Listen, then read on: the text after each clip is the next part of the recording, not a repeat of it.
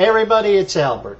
A number of people have asked me if I've read the new Bart Ehrman book, Did Jesus Exist?, what my opinion is, etc., etc. In fact, I have it on my Kindle here. I'll just show you. There it is.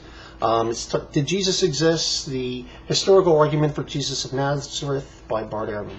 Now, in terms of, I want to say straight out, I have not read the entire book. I've skimmed over some contents that, like parts that, did a quick skim over some parts that looked interesting to me. Now I've gone back and I started reading it thoroughly, so this is a very incomplete impression, but one that I felt I just wanted to just put out there.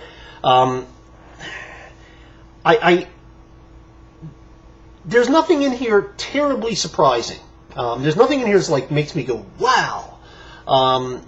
Yeah, Jesus mythicism is a dead end, and it has no real scholarly support, and most historians, in fact, you could come up with in terms of academic Jesus mythicists, those who are employed, let's say, at a university at that level, in either New Testament or history or whatever, you could probably put them, fingers of one hand. I mean, it's just not something that's taken very seriously by anyone in the relevant fields. It's much more popular, obviously, on the net, and this is where Ehrman, I think, because he's moved in the last decade from writing academic works to writing popular works, he suddenly has become aware of this opinion out there that mainly you find on the atheist web, and it's not really that popular, even, I don't think, among the general population, but within it. But they tend to be loud, and they tend to be on places like the internet and in various groups, and a few things in here that he describes that I found quite interesting. When he went to what was supposed to be a humanist convention, it struck him as that it was almost an anti-theist convention with religious fervor, and I can understand that, having dealt with some of these people. Also, it almost seems as though part of the motivation, although he says the major motivation was because he's planning on doing a book on how Christianity came to be the way it is, etc. And he said that's his major work he wants to move on into. But because this question kept coming up, he felt he had to address it, and why he thinks it's a ridiculous question to even wonder about. But I think maybe a better motivation, or even though I'm not discounting that one, but I think part of it was that he found himself associated with these people. And I think that maybe disturbed him, that he did not want his own reputation associated with this sort of movement. And one way to do that is to come out very vocally against it. And that's in fact what he's done here. In all honesty, nothing in there is, there's no argument that says, well, I've never thought of that one before. And it's all out there. It's all the stuff that's out there. It's just that, unfortunately, a lot of these people really don't understand how history is actually done. And they have these bizarre standards that only apply, by the way, to the existence of people they don't like. It doesn't apply to the existence of the people who they're using as evidence on the other side, only to the people they don't, only to the things they don't like. They apply one standard. In other words, you have it's a lot of it is just double standard arguments. They don't realize that the evidence for most people in the ancient world is rather scarce, and when you're dealing with people in ancient Israel, it's almost non-existent, because, well, you may have heard Israel got invaded quite a few times, and their culture was in fact destroyed, and in terms of Jewish writers from the first century, the ones we have maybe, lived in Jerusalem, who were primarily, there may have been Jews from other parts of the Roman Empire, but who were in Jerusalem, that were in that area, living there in that time. You have Josephus. That's about it. That's pretty much the only thing I'm aware of that survived. Everything else is gone, and I'm sure there were other people writing at the time. All we have now are things that, from maybe the rabbis who had copied things, copies, centuries later, into the rabbinical writings. But and that of course wouldn't have been accepted anyway because it was second, third, fourth hand, whatever. So in terms of that, there's nothing really to speak of that's left from ancient Israel, except the only thing we've come across more recently is they found a cave with some things associated with Simon Bar Kokhba and the Bar Kokhba revolt in 135 AD, and of course things like the Dead Sea Scrolls. But you don't, in terms of writers who are writing secular things, you don't really have that in that period of time at all. We don't have major works like that, and we know some of them existed, but we just don't have them. Now, that having been said,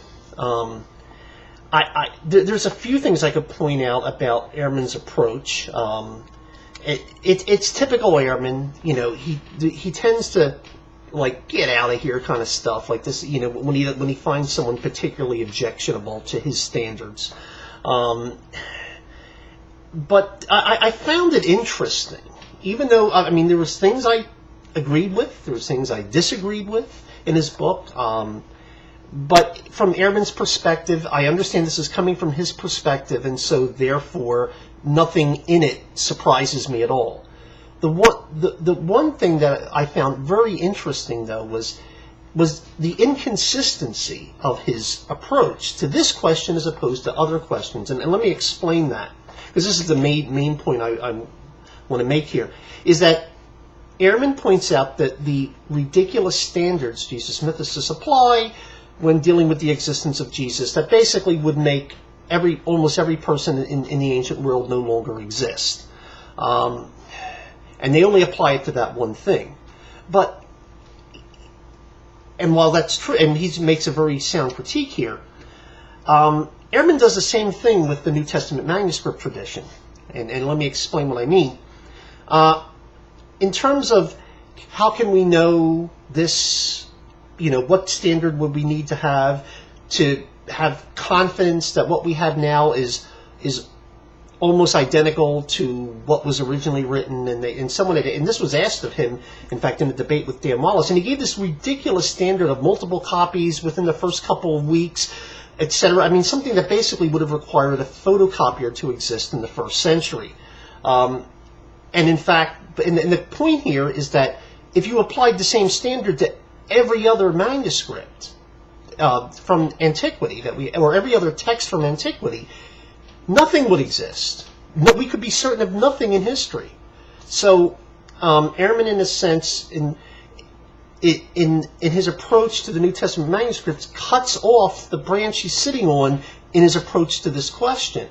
Because how would we know any of this stuff? If you're, he simply does not have a consistent approach to the two questions, and that's where I just found that interesting. That while I agree with him on what he's saying here, I think it's kind of he's not seeing that the same thing applies to some of the objections he makes against the New Testament manuscripts in his own work, particularly in the more popular books. And I think that's, as I said, I think this is part of the thing, is that now that he's basically no longer really doing academic works. He's mainly been writing popular works, and I don't have a problem with him doing that. Certainly, it's certainly a lot more lucrative, and it's not as though he hasn't been published or anything like that. He certainly has his reputation and all, but as he's moving into that realm, he's becoming more aware of the stranger views out there in the popular field, but since he hasn't really interacted with these people to any real extent, I think he's under the impression that I will just go out there and this will settle the question. It's almost like he's basically started to believe the Bart Ehrman myth.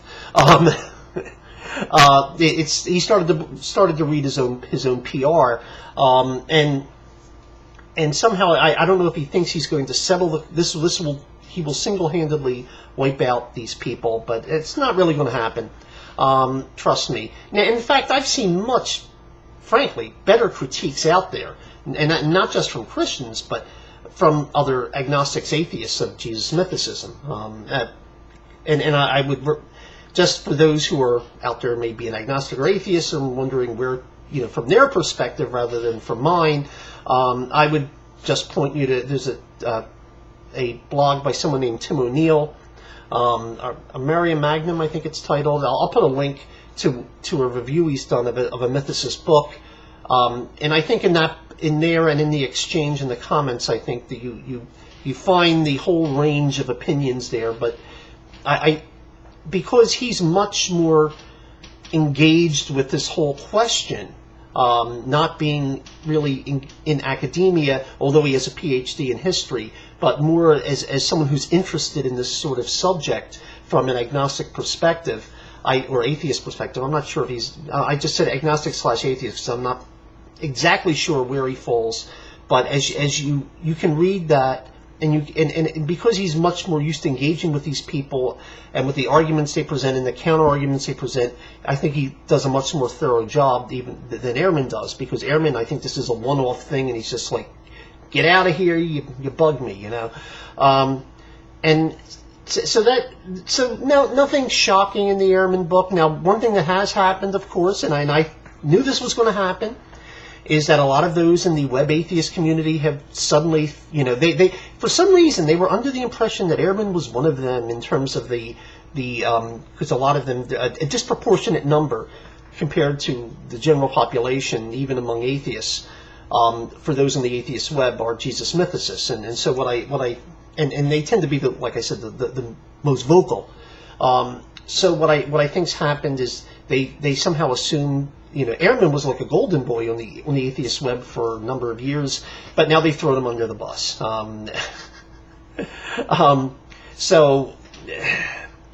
But I think it will serve perhaps for some agnostics/atheists who may read his book because he's Bart Ehrman, and then sort of have an inoculation against the silliness that happens in that particular area. I think in terms of crazy ideas out there, I think Ehrman's done better jobs in the past. As a matter of fact, it's not as though everything he's ever written was just attacking Christianity, which I think a lot of Christians are under that impression. For example, when the whole Da Vinci Code nonsense came up a number of years ago, he wrote a book that just demolished the Da Vinci Code called Truth and Fiction Da Vinci Code, just destroyed it. But it was in areas that he was very familiar. The questions that were raised in the Da Vinci Code were in areas that he was very familiar. They were questions about the Council of Nicaea and stuff like that were right up his alley.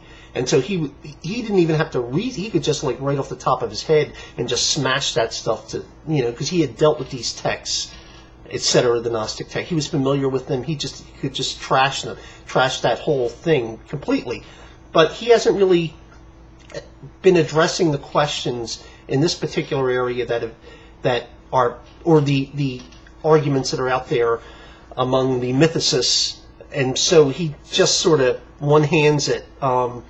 Now he shows effectively why it's not held in very high esteem, or in fact why it's generally disregarded by academics. But his arguments won't satisfy that community, so I don't, but that's pretty much it. But I just thought that one thing about the inconsistency in his approach to two different questions was more what I've gotten out of what I've read so far, and I think that just makes an interesting way of looking at it, because I don't think Ehrman's methodology is consistent, and he doesn't apply the same. Basically, he's pointing out the standards of Jesus mythicists to be unreasonably high for that particular period, and only applied to the one figure, when in fact his own standards are pretty much the same when it comes to the New Testament manuscripts, and only the New Testament manuscripts, not other historical documents. So I think we see a certain inconsistency in approach, but if something else strikes me as I'm reading this book, I'll let you know. But I just wanted to put, since people have asked, I just wanted to put this little quick video out there, and thank you very much for your time.